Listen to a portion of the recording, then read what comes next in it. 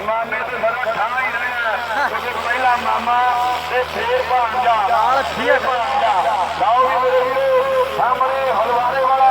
live time का पता कर पहला अगला कितने जगह रखी हुई ਉਹ ਟਰੈਕਟਰਾਂ ਦੇ ਮਾਮਲੇ 'ਚ ਬਈ ਸਟੈਂਡਰਡ ਆ पहला जिला 1 मिनट 1 सेकंड वाह 1 मिनट 1 सेकंड आज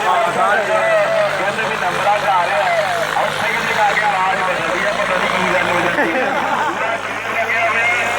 मामे की जय लगती है ऐसा मामे की जय है नहीं रिश्ता पूरा जोर लगे हुए देखो मेरे वीरो हाँ जी